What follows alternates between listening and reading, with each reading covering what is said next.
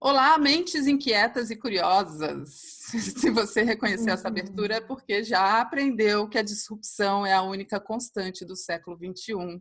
E assim como eu, acompanho os insights do The Shift, produzido e apresentado pelas minhas convidadas de hoje, Silvia Bassi e Cristina De Luca. Queridas, muito obrigada por aceitarem o convite. Obrigada pelo convite, a gente que agradece. Vamos ver se a gente tem um programa, né? Como a gente costuma dizer. Eu falei, será que eu vou terminar com os insights do dia? Temos um programa? Temos um programa.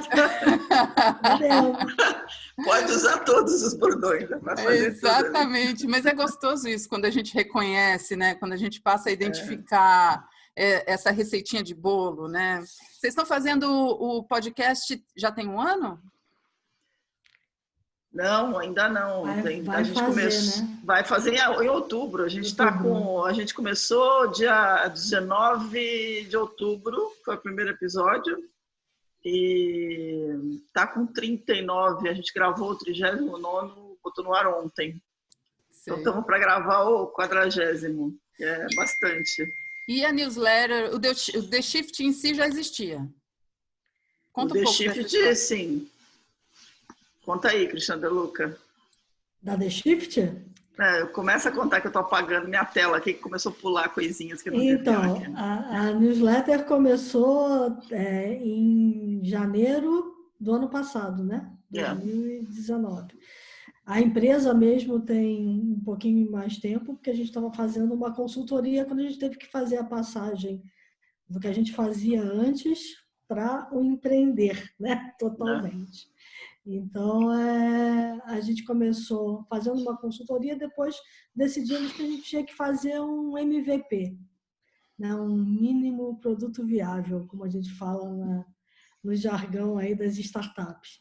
E aí a ideia foi fazer uma newsletter que a gente achou a forma mais fácil de testar como uma curadoria sobre inovação poderia dar certo, né? E deu. Vocês são duas jornalistas. Vocês são duas jornalistas que trabalham há muito tempo com tecnologia e inovação. Qual é a trajetória toda de vocês? É essa. Eu sei que vocês são nerds, que eu tenho maior inveja. Não somos, não. Depende se você... Não, a gente tem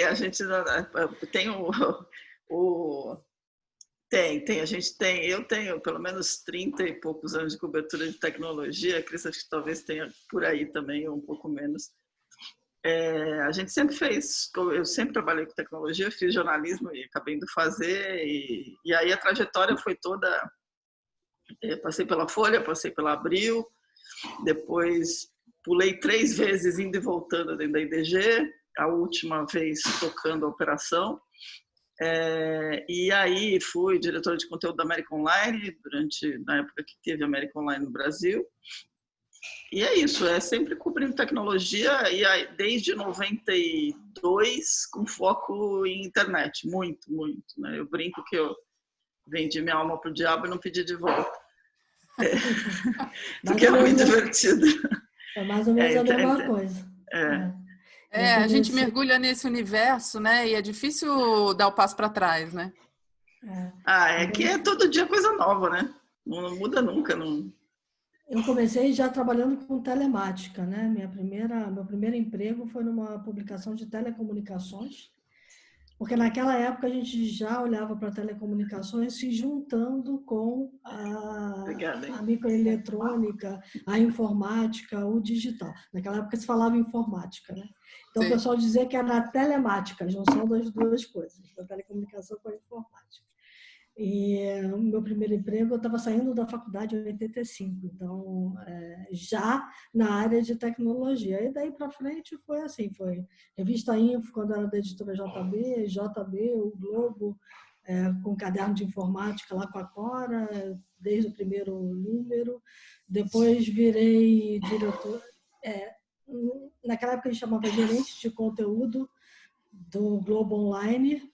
Saí do Globo Online, fui ser gerente de conteúdo da Globo.com, depois diretora de conteúdo do Terra, e no meio do caminho várias outras coisas. Então, Isso é muito legal ver essas histórias assim, porque o Inovar é um Parto, ele surge exatamente do que a gente olha para as empreendedoras ou para as mulheres de uma forma geral, que embora está todo mundo vivendo nesse mundo da transformação digital, que eu acho que já até a gente está virando essa página agora, mas parece que as mulheres ainda têm algum receio de se aproximar desse universo de forma mais assim inteira, né? E o Inovar é um Parto surge exatamente para tentar inspirar as mulheres.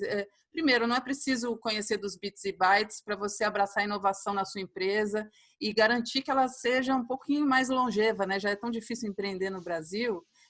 A tecnologia pode ajudar você a ter mais chance, né, de sucesso. Então, eu tenho entrevistado fundadoras de startups, influenciadoras digitais ou empreendedoras que adotaram a tecnologia para impulsionar seus resultados.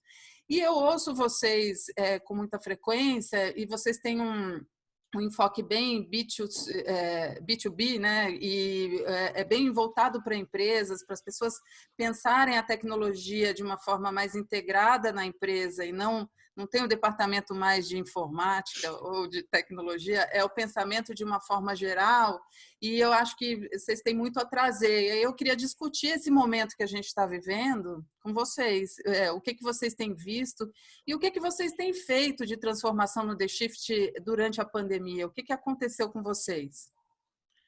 Tá. Legal. Não, acho que tem bastante coisa para falar. Bom, primeiro você pegou bem um ponto, né? As mulheres elas são empreendedoras porque tem que às vezes carregar a casa nas costas, né? Mas não necessariamente empreendedoras digitais. Então o mercado de startups que se definem como empresas de tecnologia, né? Que usam a tecnologia de alguma forma, ele é muito machista, né? O Vale do Silício é machista, o mercado de startups de uma forma geral no mundo inteiro é machista. Tem que fazer um meia-culpa aí, porque as mulheres elas geram negócios, mas elas conseguem só 4%, por exemplo, do dinheiro de VCs no mundo inteiro, né? 4% de investimento. Está mudando, porque tudo vai mudar, né? Você perguntou o que mudou na pandemia. Para The Shift, a gente continuou batendo na mesma tecla que a gente sempre batia. Só que agora a gente está apoiado por um barulhão, né? Do tipo, tem que ser inclusivo, tem que cuidar da privacidade, tem que aumentar o número de mulheres, o número de negros, o número de... Enfim, a diversidade toda tem que estar acontecendo. E aí agora a gente está vendo isso acontecer com mais força. Na verdade, se você olhar para o número de mulheres empreendendo em tecnologia no Brasil, você tem muita mulher fazendo muita startup interessante de tecnologia, né? Quando a gente fala de tecnologia, não é esse conceito de SaaS, por exemplo, né? Software como serviço, no sentido da tecnologia do B2B, né? Que fica atrás da parede. Na verdade, é aquela que vai no front-end. Então, você tem lá eu vou falhar e não vou conseguir lembrar de todas, mas você tem uma garota que criou uma startup de agronomia, por exemplo, de agribusiness, agritech. Ela foi escolhida como uma das 30 mais inovadoras pela Fast Company, é uma brasileira.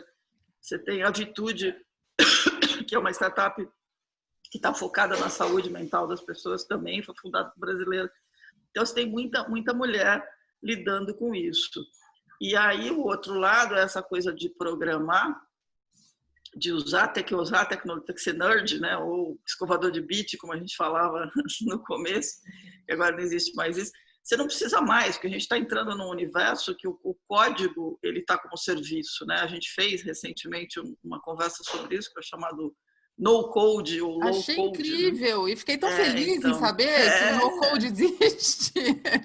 Existe, e você consegue botar aplicações de pé muito rápido. Isso vai ser uma revolução, porque você começa a ter o programador cidadão, você já tem a questão do cientista de dados cidadão, você tem o programador cidadão. Então, assim, na verdade, o grande fenômeno que eu acho que é o mais importante é que as pessoas estão usando a tecnologia, se apropriando dela, né? A hora que você consegue se apropriar dela, a tua ideia, você resolve um problema digitalmente. Então, você consegue juntar as duas coisas. Você tem uma visão melhor do mundo, você quer resolver um problema que você sabe que está ali, E agora você não precisa mais do código, né? Você, quer dizer, precisa, não é assim também, não vamos escancarar, porque daqui a pouco a gente vai apanhar de algum programador, mas tá mais fácil, tá muito mais fácil fazer as coisas, né? Embora você tenha ainda uma carência enorme de contingente de programação. E me explica como. Esse foi o programa Low Touch e aí vocês entraram no assunto do no code e eu achei mágico. Eu já acho mágico a gente poder pagar com celular. Porque essa é a diferença de quem não entende dos bits e bytes. A gente só acha que é mágica, é o que acontece. Agora, o no code, como é que ele se dá, Cristina? Então, ele vem muito da ideia de que você já tem códigos pré-programados e que todo mundo brinca com a ideia do Lego, né? Então, você vai juntando pedacinhos para formar o serviço que você precisa entregar ou para fazer a atividade que você precisa fazer usando a tecnologia da informação, né? Então, você já tem pecinhas prontas. A gente brinca que assim, o low code, no no code você não bota a mão em código nenhum.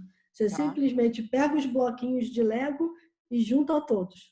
O low code, você pode brincar com algumas pecinhas que você pode fazer você vai fazer um cantinho da sua peça de Lego que você quer mais arredondada. E você vai ali e ajusta para ele ficar um pouquinho mais arredondado, mexendo no código. Essa que é a ideia. É uma casa pré-fabricada. Você já tem os bloquinhos prontos e aí você vai... Exatamente. Vai juntando de acordo com o que você precisa fazer. Então, vamos olhar para uma empreendedora, por exemplo, que faz bolo, né? Você poderia ter uma série de bloquinhos para você usar o celular para vender os seus bolos, colocar uma página na internet muito rapidamente para que as pessoas consigam entender qual é a oferta que você tem, né? Fazer um acordo com uma empresa de entrega para fazer a entrega do seu bolo. Então, assim, a gente está vendo a tecnologia entrar como facilitadora de todos os outros negócios no momento em que você tem o distanciamento social que dificulta eu ir bater na sua porta e comprar o seu bolo. E isso é o fundamental, né? Você está atento. A gente usa aplicativo o tempo todo dia, né? E facilita a vida. Até durante a pandemia eu criei uma série chamada A Live. Então, para a gente se manter vivo, quais são os aplicativos ou quais são as iniciativas criativas que estão surgindo na internet para nos manter vivos? E aí trouxe vários temas, desde aprender um instrumento musical, e aí quais são os aplicativos que dão aula de música, cozinhar, quais são as iniciativas que ensinam a cozinhar, muitas coisas que eu mesma estou usando e lancei mão durante esse período, outros voltados para a terceira idade, porque se uma das máximas caiu por terra, né, de que o velho não tem intimidade com internet, agora os idosos são digitais, os maduros são digitais, esse é um mercadão, e aí tem vários aplicativos voltados para eles. Mas eu acho que é um pouco isso, né? Você juntar o que já existe para a sua necessidade para resolver o problema da sua empresa. Acho que é bem isso mesmo. Por aí. E aí você tem um aspecto que é você juntar isso para a tua empresa. E você tem uma coisa interessante que aconteceu agora na pandemia, que assim nasceram vários negócios, principalmente nessa área de entrega de comida, de gastronomia. As pessoas perderam emprego, não estavam achando emprego, começaram a achar os caminhos, né? Então, desde produção de máscara, então você teve aquela monte de gente vendendo máscara. E aí as pessoas começaram a... Os nossos segurantes, queridos. Porque o meu filho acabou de chegar e eu tenho um deles que late quando ele chega. Então, o que aconteceu, por exemplo, é que muitos pequenos negócios começaram a hackear os aplicativos como o Instagram, o Facebook, o WhatsApp, e começaram a criar um ecossistema de venda. Quer dizer, você produz em casa, você vende pelo WhatsApp, recebe pagamento por meio de pagamento. Então, o que está acontecendo, na verdade, é que você tem, como diz a Cris, um monte de pecinhas de Lego e que você consegue fazer muito rápido. Você não depende mais de um banco para fazer um pagamento, você não depende mais de um cartão de crédito para resolver o problema, você não precisa mais entrar na fila para fazer nada. Então, esse lado instantâneo aí, tipo, vamos dizer que a gente está no momento drywall da tecnologia, você levanta a paredinha assim em 2 segundos, né? Você não precisa mais ficar contratando tanto pedreiro assim. Então, isso não é aí tão faz uma definitivo diferença. necessariamente, né? Você pode, é bem o drywall, né? Você pode levantar aqui uma parede e amanhã se muda a minha configuração familiar ou qualquer coisa, eu derrubo essa parede e pego outra e faço outra coisa, né? É isso. E não é, de forma alguma, não tem nenhum lado precário na estrutura, né? Isso aqui é legal, porque quando você monta um drywall, tá lá, ele não é precário, você pode mudar, você pode fazer N coisa.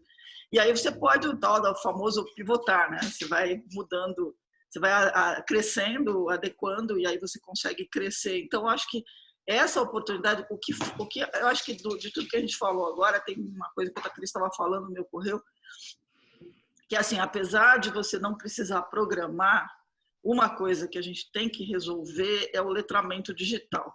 Porque a questão é, você até pode pegar as peças, mas se você não entende como funciona um programa, como funciona uma estrutura, você vai ter mais dificuldade de pensar nas possibilidades do uso.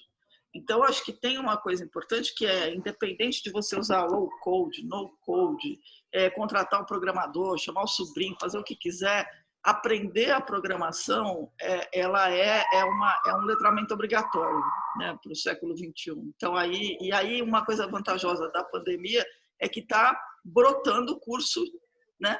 Dá para você fazer de casa curso de programação e isso te abre outras perspectivas também. Quer dizer, as mulheres que não querem empreender, mas querem entrar no mercado de trabalho, que é uma outra coisa que a gente precisa ter, mais mulheres em tecnologia, conseguem fazer cursos e conseguem aprender a programar e achar um espaço muito rápido. E vocês indicam algum? Eu não vou deixar os insights só para o final.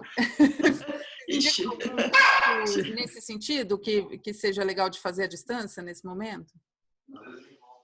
Nossa, difícil. Agora eu vou ter que dar uma pensada. A gente pode, então a gente podemos deixa para o colar final, ou depois. deixa para depois, não tem problema. Pode ser, porque porque tem muita gente. Se a gente indica um e não indica outro. Não, é que assim, tem muita coisa, tem muita coisa que é gratuita, tem muita iniciativa que está se focando em formação. Por exemplo, a gente fez agora recentemente com o pessoal da Bossa Box, eles fizeram uma série de masterclass e eu fui mediar uma delas, e a grana toda das masterclass estava voltada para um programa, para um projeto chamado Reprograma, que é não é bem uma ONG, mas é um grupo que se está dedicando a capacitar mulheres em condições precárias, a aprender, ensinando a programar. Então, você tem desde essa situação super extrema, e você tem uma série de grupos se focando nisso, até você fazer, sei lá, pega a Lite, pega o Coursera, tem uma porção de outros, tem como é que é agora? Agora deu branco aqui. Tem os próprios fabricantes. Olha, uma coisa bacana que aconteceu na pandemia, e eu estava conversando isso com o Silvio Meira, professor lá da Universidade Federal de Pernambuco, né, do Ponto Digital, é que as pessoas perderam o medo. Assim, há necessidade, mas todo mundo perdeu o medo. E ao perder o medo e ter que dar uma solução para um problema, começaram a ir para a internet e a buscar essas soluções. Então, os próprios fabricantes das soluções têm tutoriais em vídeo que ajudam a pessoa a usar lá o bloquinho de Lego para poder inserir um meio de pagamento no seu site, né? Ou usar o Instagram como uma ferramenta para uma grande vitrine para os seus produtos, né? Então, você consegue, aos poucos também, indo buscar conteúdos até que não são um curso bem estruturado, né? Que você vai levar muito tempo. Claro que se você quiser ir fundo, tem que ir para ele mesmo. E entender do código é muito bom. Minha mãe dizia o seguinte, se você não sabe dizer como tem que ser uma comida, não adianta você ter o melhor chefe de cozinha na sua casa que não vai fazer a comida do jeito que você quer. Então, você precisa saber orientar, saber pedir, né? Orientar, pedir e tal. Então, se você quer ir fundo, você precisa conhecer o código. É bom, né? É bom você ter uma noção de como é que os sistemas funcionam, pelo menos para juntar corretamente as pecinhas. Mas se você não tem isso, vai para a internet que você vai descobrir. Tem tudo lá, né? E os próprios fabricantes, então, eu vou escolher um meio de pagamento X. Ele te ensina como fazer. né? Eu vou escolher a loja Y, ele também te ensina, ele também te leva pela mão para que você consiga fazer as coisas, né? E a gente teve iniciativas bacanas, de grandes empresas também ajudando o pequeno, né, a se inserir digitalmente. Está sendo bem interessante, porque é um momento em que o antigamente parece que tem só. A gente pode falar antigamente para algo que aconteceu no fim do ano passado, no começo desse ano. Né? 4 meses atrás já é antigamente, né? Porque mudou tanta coisa. E aí, nesse sentido, eu queria falar com vocês, o que vocês acham que caiu por terra? Assim, o preconceito contra o home office é uma coisa, né?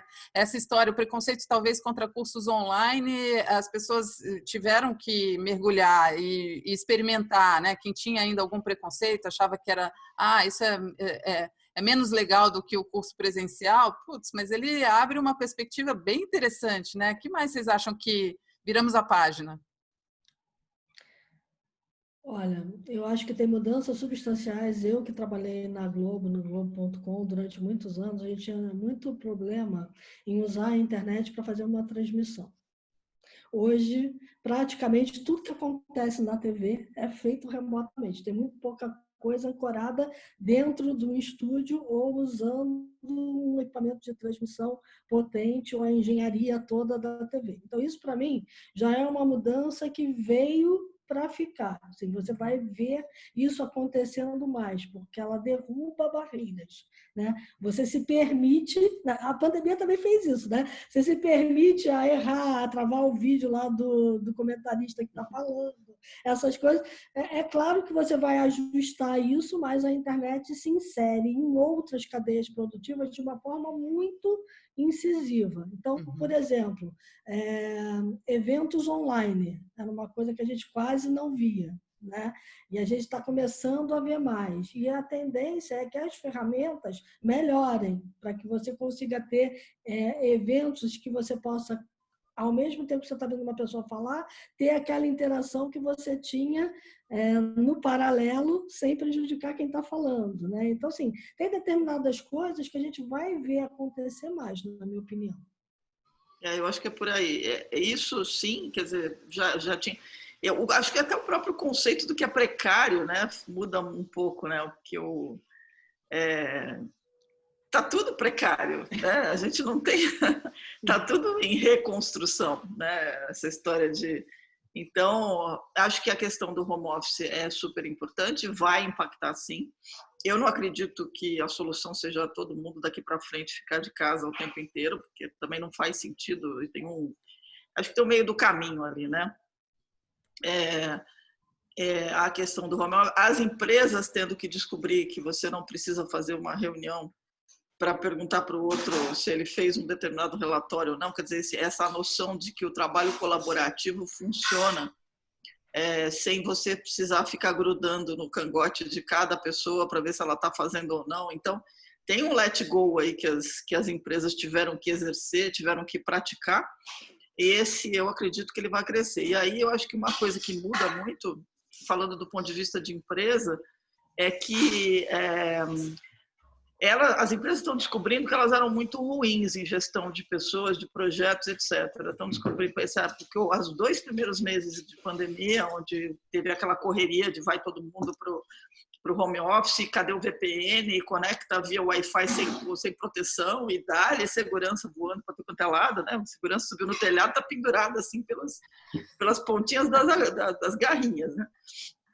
E aí você tem, então essa correria fez com que as empresas percebessem que elas não sabem trabalhar colaborativamente, né? A noção do trabalho colaborativo, a questão da distribuição. E aí você tem uma série de coisas acontecendo que, ao mesmo tempo, você vê subir, né, as ferramentas que ajudam a fazer isso. Então, você tem um aumento do Slack, você tem um aumento, o Notion ganhou, né, uma visibilidade como startup lá fora gigante. Você tem o próprio Zoom, que foi aquela explosão toda, a gente está fazendo isso agora. Estamos usando ele. Estamos usando agora. Então, tem um conjunto de coisas que mudou o jeito como se faz uma reunião, mudou o jeito como você acompanha um projeto, mudou a noção de que o funcionário está em casa, ele não está trabalhando, ele está trabalhando. Claro que não está, né? Em alguns casos não está e não estava também. Então, acho que o que acabou acontecendo foi que você começou a descobrir aquele funcionário que não trabalhava mesmo, né, no escritório, e ele continuou fazendo a mesma coisa, então também tem um processo de seleção que vai acontecer. Então, acho que esse é o aprendizado que fica, na minha opinião. Tem uma mudança importante, que eu acho que aí, quando a gente está falando de mulher, assim, ficou muito mais evidente que a carga que as mulheres têm doméstica existe de verdade, né? Então, assim, porque aí não foi só a mulher que teve que carregar, foi o homem também. Então, o casal trabalhando de casa evidenciou, né, que você tem uma outra relação. E isso eu acho que é uma mudança para sempre. Isso é muito boa, porque as empresas vão ter que colocar na equação que os filhos às vezes não podem ir para a escola. E aí você vai ter que definir como é que as pessoas trabalham, tendo vida pessoal, vida profissional, mesmo que elas estejam andando coladas umas nas outras no mesmo ambiente. Teve aquele monte de post, né, das pessoas colocando: meu dia hoje no trabalho. Eu levantei, saí do quarto, fui trabalhar na sala, depois voltei para a cozinha, fiz não sei o quê. Tem aquele monte de piadinha, né? Mas você tem isso. Então, acho que uma coisa que é importante é isso. Ficou evidente que as pessoas têm uma vida e que as mulheres têm uma vida dupla, sempre tiveram, e aí os homens também. Então, vai ter que resolver, vai ter muita coisa que vai ter que resolver. Por isso que não vai dar para ser tudo remoto, porque tem uma hora que você explode, né? Que se já era difícil a coisa de separar a vida pessoal e vida profissional, né? Porque a sua preocupação quando está ruim na vida pessoal, claro que isso interfere no trabalho, mas agora ficou tudo junto, misturado de um jeito caótico, realmente, né? Mas deu tempo da gente se organizar nesse período. Está sendo um período longo, infelizmente, foi prolongado aqui no Brasil mais do que em outros países, mas está dando, se a gente quiser enxergar um lado positivo, está dando tempo da gente ir se adaptando também, organizando a casa, né? Porque a primeira semana aqui em casa somos 3 e tem uma pequenininha de 5 anos e era aquela coisa: quem faz almoço, quem vai limpar a casa, quem põe ela no colo, sabe aquelas coisas. Agora já está tudo que vai, né? Vai tudo mais fácil, você vai criando novos acordos. A gente foi falando do fortalecimento das relações pessoais em casa e no trabalho, da questão da liderança, né? Da postura do líder, como era importante que o líder se aproximasse mais das pessoas, do time, né? Então ele tivesse mais, marcasse uma comunicação constante e frequente com o seu time para dar palavras de incentivo, de motivação, para dar um apoio, acolher problemas, né? Mostrar que acontece em todas as casas. Acho que o líder que não mudou essa postura perdeu a liderança, sabe? O que vocês acham? Vai perder espaço, vai perder espaço. Porque a vida não surge, né, assim, na frente da pessoa. Não. Empatia é uma palavra-chave aí nessa história, né? Porque o líder, como pessoa, ele tem as mesmas angústias que você. Ele também está numa casa onde as tarefas vão ter que ser divididas, ele também vai ter que organizar o espaço dele, se organizar internamente, né? Então, assim, logo no início, o que mais a gente ouvia era: fiz 5 calls hoje, eu não aguento mais entrar e sair de coisa. E aos poucos as pessoas foram pegando o pulso, né, da situação e foram se adaptando a ela da melhor forma possível.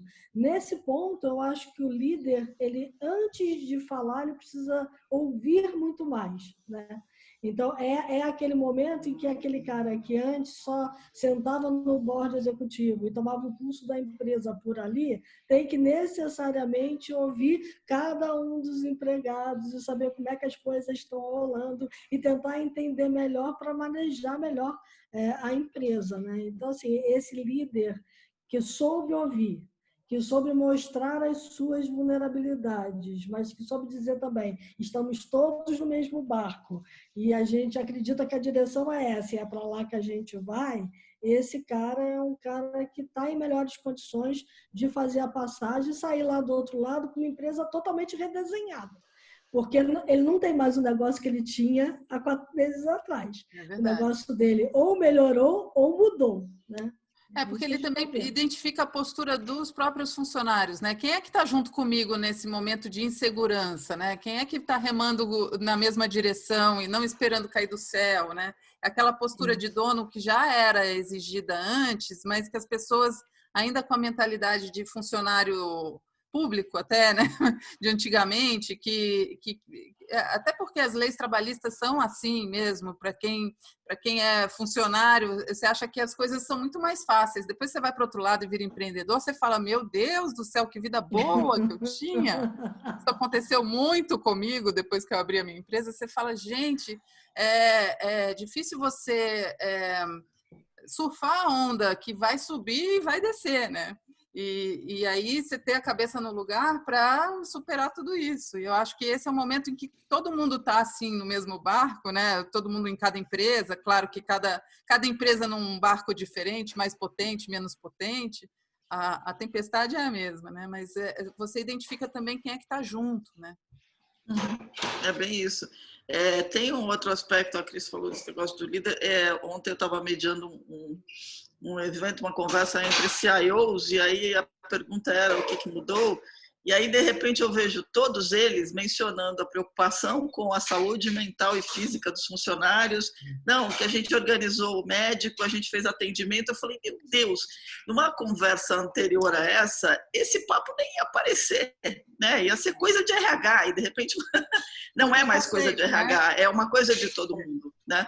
Então, a preocupação, por exemplo, com a sanidade mental e física das pessoas, porque está todo mundo pirando, vamos combinar, né? Que está todo mundo querendo pular da janela já, porque ninguém aguenta mais. E esse aspecto também mudou. Quer dizer, você passa a ter uma empresa que percebe que tem questões importantes que precisam ser resolvidas, né? Você tem que dar um atendimento que vai para além. Então, acho que essa mudança com relação a que a vida pessoal existe, que a sanidade mental e física tem que fazer parte do kit funcionário, né? E do teu kit líder, você tem que estar preocupado com isso. Acho que são coisas que mudam para sempre. Outra coisa que vai mudar muito, e aí do ponto de vista tecnológico, que a gente acabou não mencionando, é a relação entre as pessoas, as marcas e as pessoas e as marcas, né? Então, assim, essa coisa do low touch que a gente falou, ela fica para sempre. Então, aí isso implica numa mudança nas empresas de um monte de coisas. Então, ontem, por exemplo, qual era a grande preocupação de todos eles? Como é que eu vou trabalhar com biometria para o funcionário, quando ele voltar, eu medir a temperatura, reconhecer o rosto, porque tem áreas que tem que entrar e o cara tem máscara e tal. Esse é um aspecto.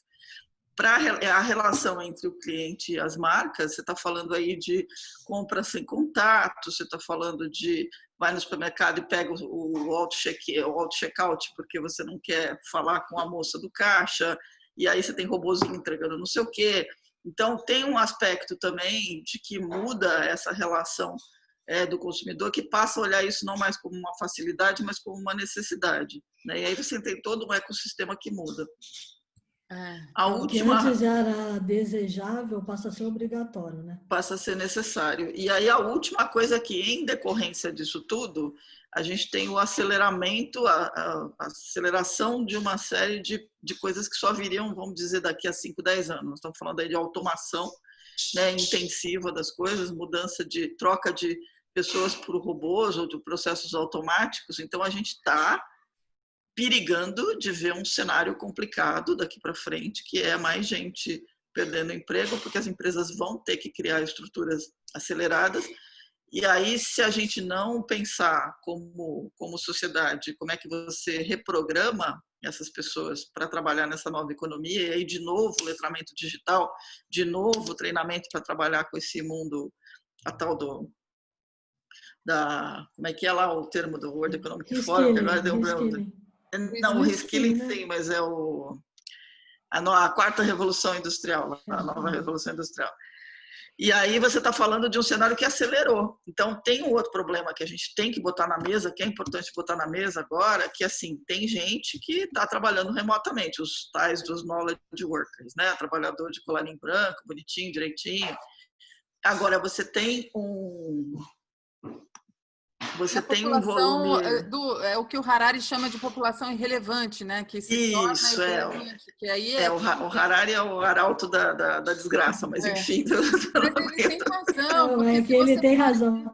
Pois é, se você para e pensa na infraestrutura que não chega nas periferias, né? Porque a gente fica aqui no alto do nosso Wi-Fi em alta velocidade, achando que esse é o normal. E na verdade... eu acho que o Covid escancarou mesmo a desigualdade social, nesse ponto em que as pessoas não têm internet em casa, não têm acesso à educação, né, online, e essa infraestrutura precisa ser oferecida para o letramento digital, que é um processo longo, né? Não é assim do dia para a noite, né? E escancarou o fato de que os líderes não estavam, líderes em geral, né, do governo e das empresas, não estavam prestando atenção exatamente nos seus consumidores. Porque se estivessem, saberiam, por exemplo, que não dá para fazer determinadas ofertas de produtos e serviços, porque aquele cara que consumia, basta se afastar 150 quilômetros de São Paulo, você já não vai ter a mesma conexão. E o teu produto chegava lá. Então, como é que aquele cara vai consumir o que você está oferecendo, né? Olhar para fora passou a ser muito importante também. E entender as múltiplas realidades que a gente tem dentro de um país que é muito desigual, né? E não precisa ir muito longe, mesmo nas periferias da cidade de São Paulo, né? Você teve criança, por exemplo, que não conseguiu ir às aulas e acompanhar as aulas, porque a conexão, assim, ela tem um celular, a conexão à internet dela é pelo celular, mas o plano dela não suporta ela ter 5 horas de live por dia, porque ela não consegue, né? Não dá. Então, o que acontece? Tem que botar um Wi-Fi, tem que ir para um lugar que tem um Wi-Fi, já teve que se deslocar.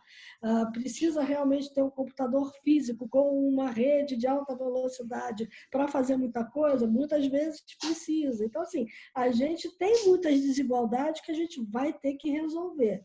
E precisa dessa mentoria, né? Porque por mais que você tenha a estrutura, precisa de alguém para conectar essa criança, para ensinar como é que faz. Então, também precisa desse adulto ao lado. Quer dizer, são os desafios, o buraco é bem mais embaixo, né? E aí, ainda seguindo nisso que vocês estão falando, mas focando agora em tecnologia, vocês publicaram essa semana a lista das tecnologias mais buscadas ou mais pesquisadas atualmente. E essa mesma lista antigamente, antes do Covid, era outra. Quer dizer, muitas das tecnologias permaneceram nas mesmas posições, mas entraram novas. O que entrou de novidade assim mais buscado?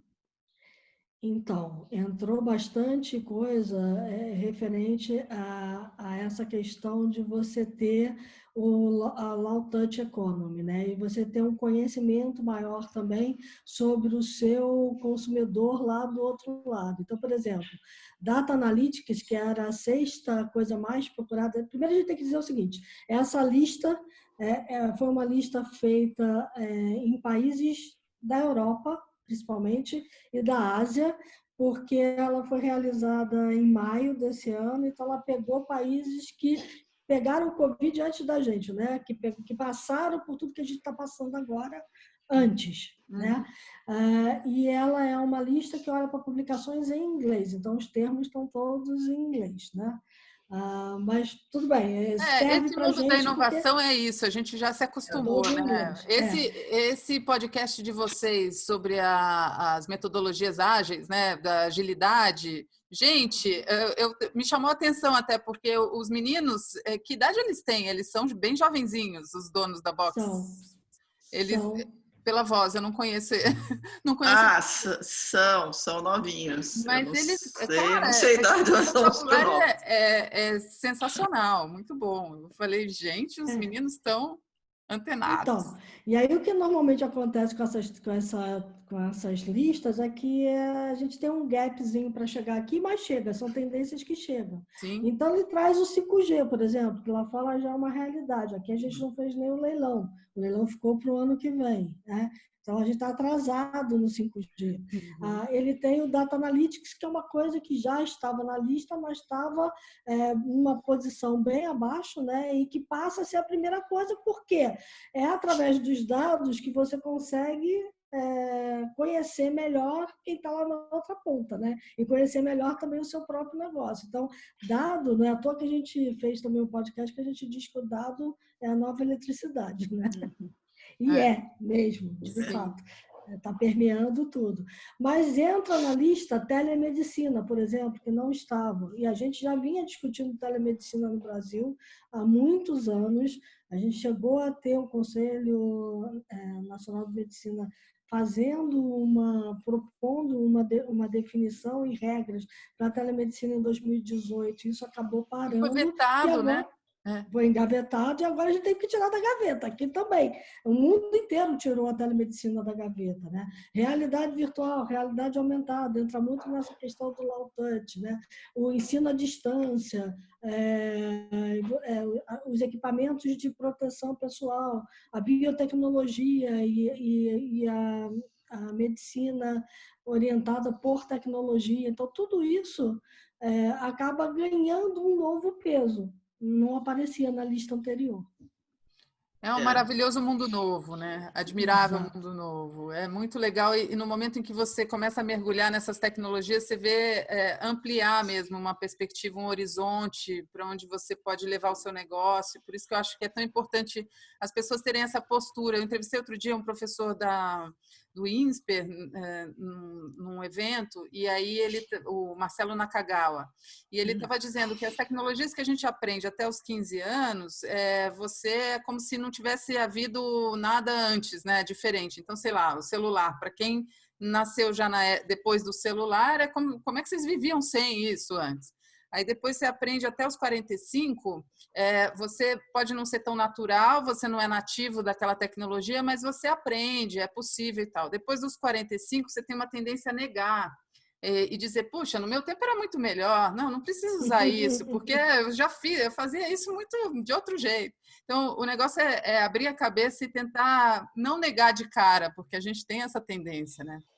Eu estou, por exemplo, agora com medo da reabertura. Então, o mesmo medo que eu tive do fechamento das coisas, de ter que ficar em casa, agora eu estou vendo tudo abrir, eu estou com o mesmo medo, né? E você fala, putz, espera, solta um pouco. É isso, exato. Né? Mas é bem isso.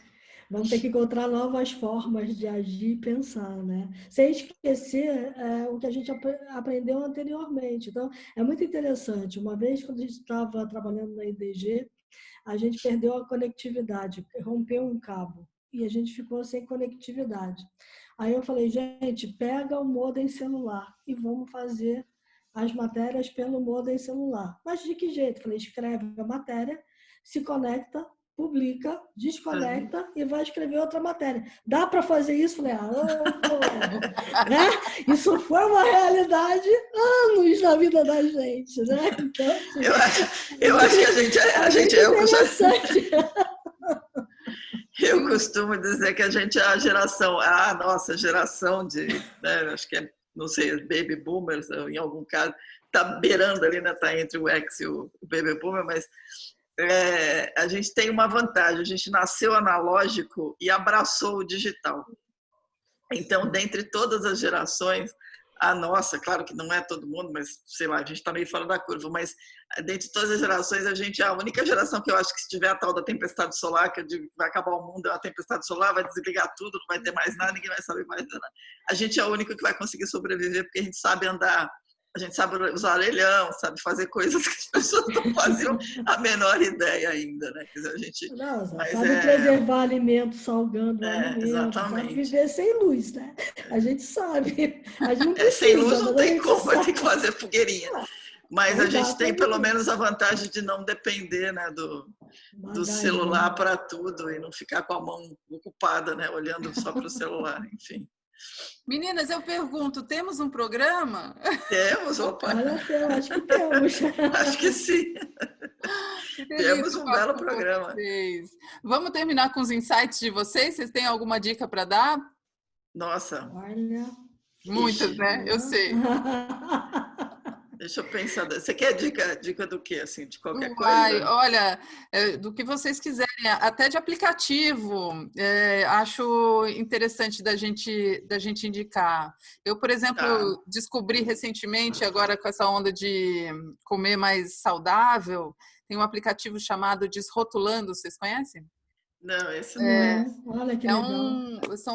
é um código de barras. Você aponta o seu celular para o código de barras do produto, ele te dá a nota do produto, porque às vezes ele tem toda a cara de ser orgânico, maravilhoso, super saudável e a nota é muito baixa. Isso é legal, hein? Você não precisa Isso é ler bem o legal. rótulo. Então ele lê o Muito rótulo bom. para você. Chama desrotulando. Deixa eu ver onde. Tá, eu vou dar a dica de 2, então, já vou pegar a carona do seu desrotulando. Bom, é o seguinte, Olha, essa cara aqui, olha que bonitinha. Bem bonitinho. Metade da população se descobriu meio alcoólatra, né? Porque aumentou o consumo. É verdade. Talvez eu esteja rindo. Não dá para não ficar em casa. Então, aí, e ao mesmo tempo tem coisas úteis. Então, eu vou dar um que é inútil no sentido de que é luxo, né? Mas um outro que é importante. Eu uso muito o Vivino, que é um app, não sei se vocês conhecem, que você aponta para o rótulo, porque você falou do rótulo, agora você vai para o supermercado, aponta para o rótulo, o vinho está lá em promoção, você vai ver se tem nota, se não tem nota, ele avisa para você e vale a pena. Então, e aí, no sentido de como a tecnologia pode ser absolutamente fantástica, eu tive uma experiência sensacional. Outro dia eu estava fazendo uma call com a Cris e falei, para, que eu tenho que responder um negócio. Tem um aplicativo chamado Be My Eyes. Eu não sei se vocês conhecem. Não. O Be My Eyes é o seguinte, é um app, é coletivo, é um crowdsourcing, na verdade, e que você se alista nele para ajudar pessoas com deficiência visual a resolver um problema que está na hora ali na lata. Então, ela pede ajuda pelo aplicativo. Se você está na rede, hoje ele está com quase 4 milhões de voluntários atendendo 235.152 cegos no mundo inteiro.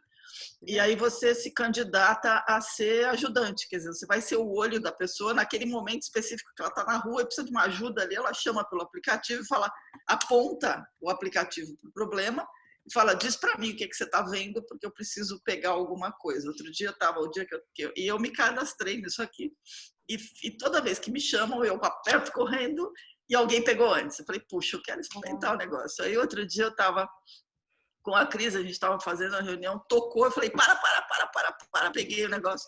E aí era um moço que não estava enxergando e ele queria ajuda para eu dizer para ele quais eram os valores das notas que ele tinha na mão. Eram notas de R$100 que ele devia ter recebido de alguém. E era um cara assim, você vê que é de baixa renda mesmo, que estava num lugar que parecia uma estação de trem. Ele falou, você pode me dizer as notas? Eu falei, pode. Começava, essa, 100. Essa, 100. Essa, também é 100. Tudo certo, valeu, boa viagem, tá ótimo. E desligou. E aí é muito legal. Então, assim, talvez para mostrar como é que você consegue ter uma sacada, porque alguém deve ter pensado como é que eu faço para resolver, ajudar melhor um deficiente, não, uma pessoa com deficiência, não um deficiente, uma pessoa com deficiência, né? E aí alguém teve essa sacada, e essa sacada, ela nasce da comunidade. Você tem 4 milhões de pessoas no mundo inteiro usando o seu smartphone para ajudar alguém que está perdido em algum lugar sem enxergar. Então, acho que talvez o Be My Eyes, tem muitas aplicações assim, mas o Be My Eyes é uma aplicação que mostra como é que a gente pode fazer o mundo ficar melhor com tecnologia e que não precisa de muita coisa, né? Então, se alguém tiver outras ideias, pode fazer, porque dá para fazer. Nessa linha, só completando, tem um que chama Mais Vívida, que é para idosos, também com voluntários, ajudando a usar, por exemplo, aplicativos de delivery, usar a tecnologia. E aí são voluntários também que fazem essa conexão, essa ponte com a tecnologia. Mas conta, Bem Cris, legal. agora. Então, já que a gente está falando para empreendedores, e eu dei o exemplo do bolo, eu vou falar da Vende Bolo. A Vende Bolo é uma startup que eu vi nascer. Eu vi o primeiro pitch das meninas, quando elas estavam começando ainda a montar a ideia, e que foi encampada pela Nestlé. Então, assim, hoje a Vende Bolo é a primeira startup gerada dentro de uma grande companhia, porque a Nestlé pegou na mão das meninas e resolveu levar pela mão mesmo, e é um marketplace de bolos no Brasil inteiro. Então, assim, É um lugar para olhar, ver. É claro que a gente pode consumir, né, se a gente não for empreender, mas quem empreende em casa pode estudar um pouco a Vende Bolo e entender tudo que foi feito ali para a criação de um ecossistema, para a junção de tudo que é necessário para você comprar os insumos mais barato, precificar e vender usando tecnologia. Acho bem legal, é um case de super sucesso e que eu gosto de mencionar porque eu vi eram 3 meninas, e eu vi as 3 meninas preocupadas com as mães e criando um produto que era um produto para impactar pessoas que não tinham conhecimento de tecnologia. Bem legal. Muito legal, gente. Muito obrigada aí por compartilhar aí essas reflexões. Adorei. Assim que a gente publicar, eu mando para vocês o link. E obrigada a todos que acompanharam aí o nosso papo. O Inovar é um Parto segue toda semana com uma conversa inspiradora para a gente pensar esse momento que está vivendo. Tá, joia. Obrigada pelo convite. Foi muito divertido. Obrigada mesmo. Um beijo, meninas. Sucesso para vocês. Beijo. Sigo ouvindo vocês, tá bom? Tá, joia. Obrigadão. Beijo. Obrigada Tchau, pela audiência. Valeu, tchau. Tchau, tchau.